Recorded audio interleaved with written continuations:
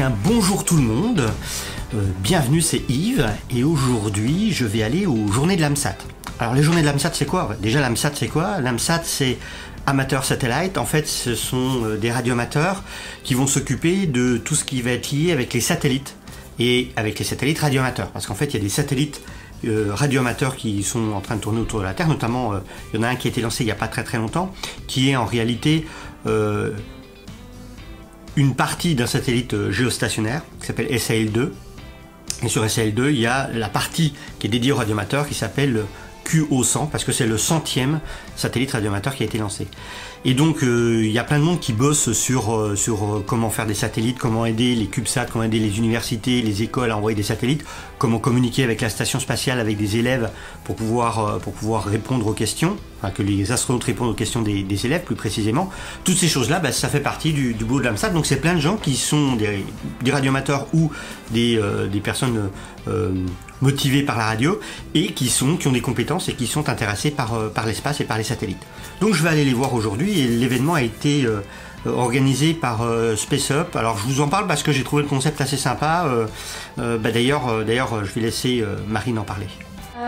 Donc sur un plan de non-conférence, on a des événements, donc le Space Up qui traditionnellement a une portée internationale, donc les événements sont en général en anglais. Alors Space Up France, généralement on rayonne sur l'Europe, on organise des événements en France, mais comme c'est sur un week-end, les gens peuvent se permettre de se déplacer d'un peu partout en Europe, et c'est basé autour de rencontres et d'échanges. Donc une non-conférence, en pratique, qu'est-ce que c'est? Le cœur de l'événement, c'est ce qu'on appelle une grid session. La grid session, et c'est ce que vous avez vu à l'entrée en arrivant, une grille d'emploi du temps vide. Alors c'est un peu perturbant quand les gens organisent pour la première fois parce qu'ils doivent organiser un événement en prévoyant les repas, en prévoyant tout, sauf ce qui va être dans la conférence. Parce que ça, c'est les participants qui viennent et qui l'amènent en s'inscrivant, et j'insiste pour ceux qui ont envie de le faire tout à l'heure, en s'inscrivant directement sur la grille. Faut pas être timide, faut pas se mettre en dessous en espérant être pris, on se met directement sur la grille. Le dernier né de nos événements, c'est le Zoology Jeudi, qui, comme son nom l'indique, se déroule tous les derniers jeudis du mois, qui est vraiment là pour le coup une rencontre informelle.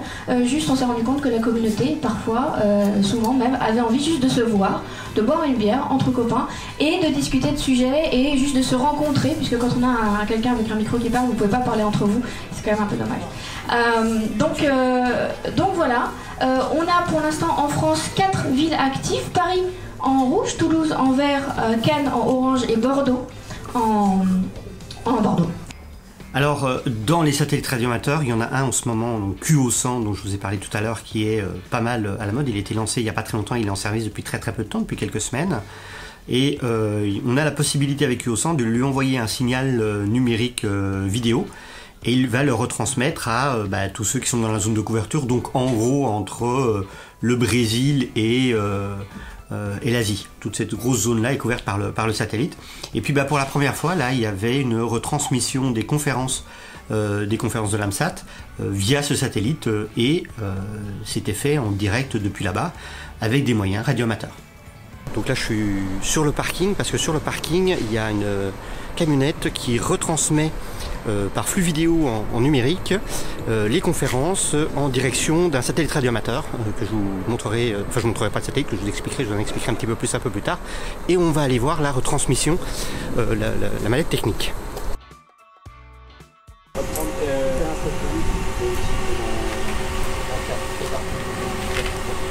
Donc voilà, donc là c'est la station émission réception pour QO100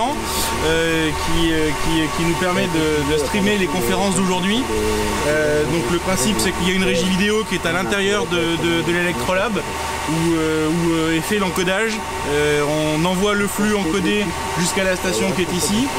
Ici on a un SDR, je ne sais pas si on peut le voir sur l'image, on a un petit SDR et on a une SDR qui génère la modulation. On envoie l'ampli et on envoie environ 120 watts dans le coax, et qui est pas si petit que ça, mais il en reste que 100 à peu près au niveau de la parabole qui est là-haut. Et donc là-haut on a de l'émission avec une source made qui est une antenne hélice au foyer d'une parabole offset de 1,20 m, et en bas la réception avec une parabole Visiosat et une tête PLLNB du commerce standard non modifiée. Donc là ici, sur l'écran, on voit c'est une analyse de ce qui descend du satellite sur la voie large bande. Donc il y a deux transpondeurs sur le satellite. Il y a un transpondeur amateur bande étroite pour faire de la voix simplement. Il y a un transpondeur amateur large bande qui est destiné à faire des modulations numériques rapides à haut débit. Donc là nous, comme on fait de la vidéo, on a besoin de haut débit. Donc on est sur le transpondeur qui est le transpondeur large bande. Donc là ce qu'on voit ici c'est l'ensemble des canaux du transpondeur large bande. Ici c'est la balise, et c'est une balise vidéo qui est une balise permanente qui permet de savoir que le satellite est là et qui permet de se régler en fait quelque part. Et nous, ça c'est nous, on est à côté de la balise, donc on est avec une modulation un peu moins large, mais voilà, mais on est au même niveau de puissance à peu près. Hein. Là c'est la hauteur, c'est le niveau de puissance, et la largeur c'est le débit numérique en quelque sorte. Voilà. Alors il y a eu plein de conférences dans plein de sujets différents sur les satellites, sur les poursuites de satellites, pour que les antennes puissent suivre le satellite quand il n'est pas géostationnaire, pour les mécanismes de modulation. Il y a eu plein d'idées également sur l'utilisation des satellites, par exemple en cas de communication d'urgence. Il y a eu plein de sujets qui ont été abordés.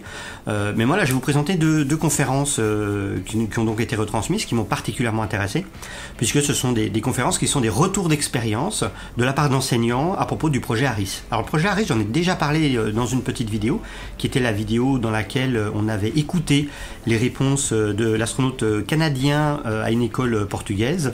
Je mettrai le lien là-haut ainsi que dans la description si vous voulez revoir cette vidéo.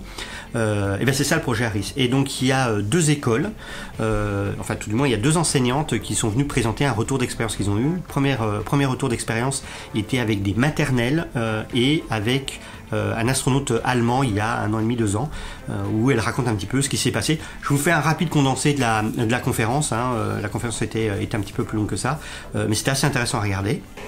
Les enfants très très jeunes sont absolument captivés, fascinés par le monde de l'espace. Ça, il faut le savoir.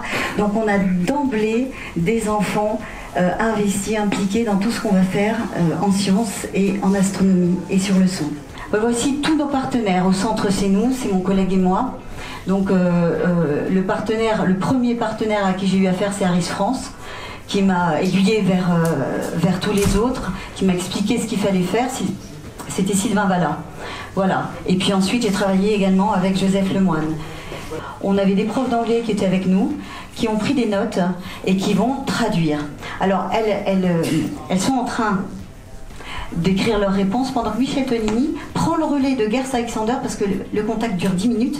Et malheureusement, quelques élèves à nous n'ont pas eu la chance de poser directement à Gers Alexander leurs questions. Mais Michel Tonini était d'accord pour prendre le relais. Je l'avais prévenu dès le départ. Il savait potentiellement il fallait finir les questions.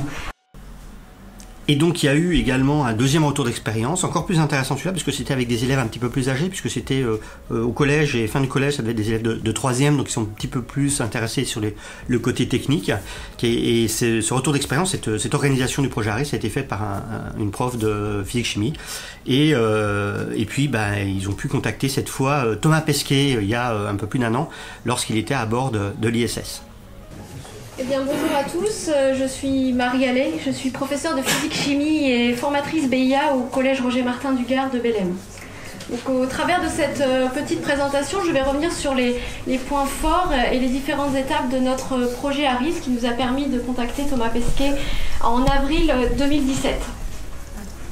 Alors, pourquoi le projet ARIS?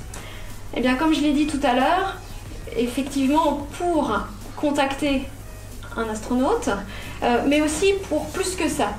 Nous sommes dans un établissement rural, c'est-à-dire que l'accès à la culture, et notamment l'accès à la culture scientifique, est assez difficile. Et nous avions envie justement de pouvoir rendre les sciences accessibles à tous et à toutes, les rendre ludiques, les rendre passionnantes au travers d'un projet d'envergure. Nous avions aussi envie de susciter des vocations, notamment dans le domaine de l'aéronautique et du spatial, puisque nous allons travailler principalement avec des élèves de 3e. Et puis, dernier objectif, bien évidemment, faire rêver les enfants et puis aussi faire rêver les adultes. Alors, l'un des derniers ateliers qu'on a réalisé avec les élèves, c'est une course radiogoniométrique. Donc là, les élèves avaient un pocket et avaient une antenne comme celle-ci, qui a été réalisée par les radioamateurs avec du mètre ruban pour la sécurité, puisqu'à cet âge-là, on fonce partout. Je vais vous la passer si vous voulez regarder. Et donc le but pour eux était de trouver 2 balises qui étaient cachées au sein de l'établissement. Et donc les 2 balises étaient calées sur deux différentes fréquences.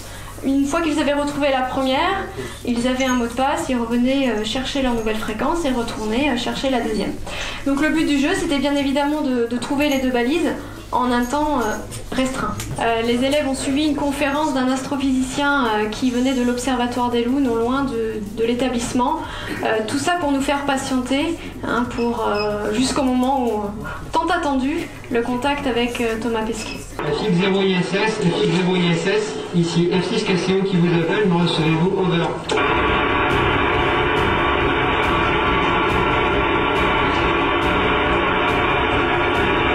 FX 0 ISS, FX 0 ISS, ici F6 KCO qui vous appelle, me recevez-vous, over.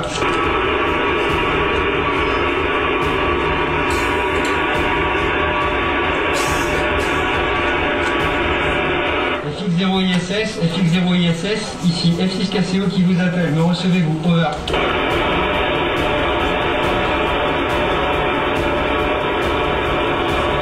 FX 0 ISS, FX 0 ISS, ici F6 KCO qui vous appelle, me recevez-vous, over.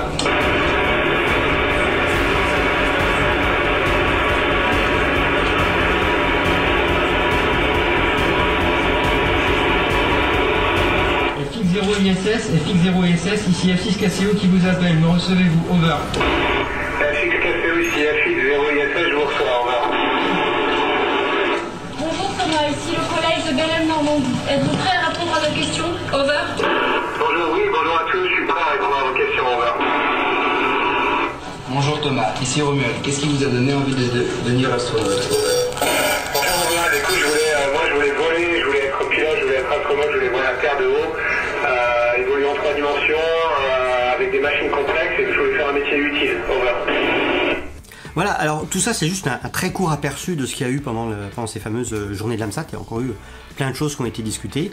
J'ai malheureusement pas pu tout filmer parce que d'une part je suis tout seul, d'autre part je découvre un petit peu les journées de l'AMSAT, j'avais pas un nombre de batteries illimité. Donc j'ai essayé de résumer ça au maximum sur ces quelques minutes. Si ça vous a plu, je vous invite à mettre un pouce en l'air, voire même à vous abonner. Vous pouvez regarder également les autres vidéos de ma chaîne. Je vais essayer de creuser toujours de plus en plus ici le sujet radio et radio-espace. J'ai quelques idées dont je voudrais parler. Donc j'espère à très bientôt pour une nouvelle vidéo. Ciao les geeks!